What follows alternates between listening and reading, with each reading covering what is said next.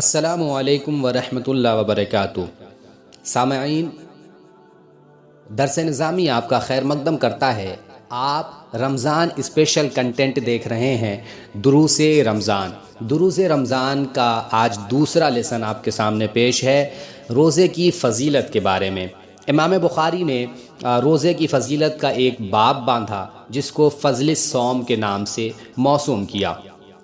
تو شروع کرتے ہیں ہم آج کا لیسن، اور آج کچھ حدیث پیش کریں گے اور اس کے ایکسپلینیشن آپ کے سامنے رکھیں گے تاکہ آپ اس کا مفہوم آسان زبان میں آسانی کے ساتھ سمجھ سکیں۔ تو یہ حدیث شریف حضرت ابو ہریرہ رضی اللہ عنہ سے مروی ہے، اور یہ حدیث بخاری شریف کی حدیث ہے۔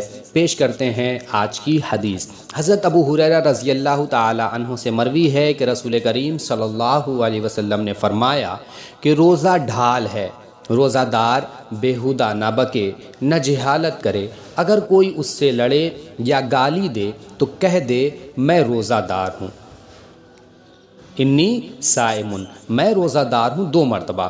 قسم ہے اس ذات کی جس کے قبضے میں میری جان ہے کہ روزہ دار کے منہ کی بو اللہ عز و جل کے نزدیک مشک کی خوشبو سے زیادہ عمدہ ہے۔ روزہ دار اپنا کھانا پینا اور خواہش نفس میری وجہ سے چھوڑتا ہے، روزہ میرے لیے ہے اور میں اس کی جزا دوں گا، اور نیکی 10 گنے تک ہے۔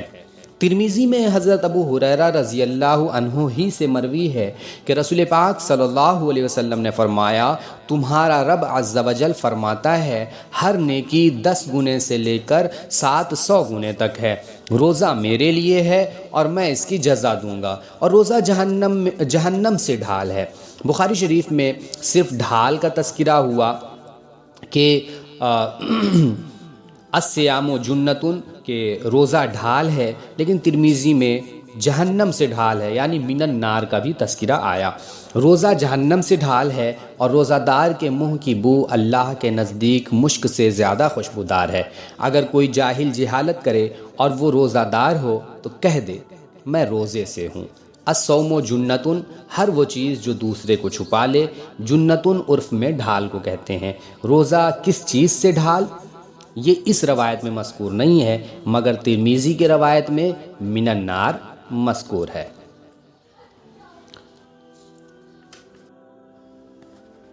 حدیث میں فلا یرفس کہا گیا، یہ گزر چکا ہے کہ عورتوں کے سامنے جمع کی بات کرنے کو کہتے ہیں، مگر عرف میں اس کے معنی فحش گوئی کے ہیں، یعنی روزے کی حالت میں فحش بیہودہ نہ بکے۔ ولا یجہل، یعنی زمانہ جاہلیت کے کام نہ کرے جو اوباش لوگ کرتے ہیں، جیسے چیخنا، چلانا، ٹھٹھا لگانا۔ قاتلہ اور شاتمہ، یعنی خود لڑائی گالی گلوچ کا نہ اقدام کرے، اور نہ کوئی ایسا کام کرے کہ کوئی اس سے لڑے، اسے گالی گلوچ دے، اور اگر کوئی شخص اس سے لڑائی کرنے پر آمادہ ہو یا اسے گالی گلوچ دے تو صبر کرے، جوابی کارروائی میں لڑنے نہ لگے، اسے گالی نہ دے بلکہ یہ کہہ دے کہ میں روزے دار ہوں۔ زبان سے کہہ دے یہی ظاہر ہے، ورنہ اپنے آپ کو سمجھا لے کہ میں روزے سے ہوں، مجھے لڑائی جھگڑا زیب نہیں دیتا۔ وباللہ التوفیق، روزہ عبادت ہے، روزہ دار جب تک روزے سے ہے عبادت میں ہے، اور عبادت میں احسان یہ ہے کہ یہ تصور ہو گویا تم اللہ کو دیکھ رہے ہو، یا کم از کم یہ تصور رہے کہ اللہ عز و جل ہم کو دیکھ رہا ہے۔ اور حدیث شریف میں جو الصوم لی کہا گیا، یعنی روزہ میرے لیے ہے، اللہ نے کہا کہ روزہ میرے لیے ہے، بندہ میرے لیے روزہ رکھ رہا ہے تو میں ہی اس کی جزا دوں گا۔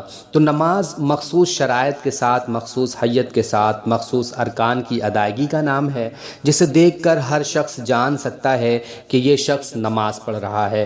حج کا بھی یہی حال ہے، بلکہ اس کے لیے سفر، گھر سے باہر نکلنا اور مجمع عام میں اس کی ادائیگی سے ہر شخص جان سکتا ہے کہ یہ حج کرنے جا رہا ہے، حج ادا کر رہا ہے۔ زکوٰۃ فقراء و مساکین کو دی جاتی ہے، اس پر بھی دوسرے کا مطلع ہو جانا لازم ہے، مگر روزہ ایسی عبادت ہے جس میں کوئی ایسا فعل نہیں جس کی وجہ سے لوگ اس پر مطلع ہوں۔ پھر تنہائی میں بہت سے ایسے مواقع ملتے ہیں کہ اگر آدمی کھا پی لے تو کسی کو خبر نہ ہوگی، اس لیے بنسبت اور عبادتوں کے روزے میں ریا کے شائبہ کا دخل نہیں۔ بندہ روزہ رکھتا ہے تو خاص اللہ کی رضا کے لیے رکھتا ہے۔ اسی کو فرمایا روزہ میرے لیے ہے، میں اس کی جزا دوں گا۔ بادشاہ جب کسی کو کچھ دیتا ہے تو اپنی شان کے مطابق دیتا ہے، وہ بھی جب کسی پسندیدہ کام پر خوش ہو کر دیتا ہے تو پھر اس کا اندازہ کون کر سکتا ہے۔ اسی کو ایک دوسری حدیث میں بھی فرمایا ہر نیکی روزے کے سوا 10 گنے سے لے کر 700 گنے تک ہے، مگر روزہ میرے لیے ہے، میں اس کی جزا دوں گا۔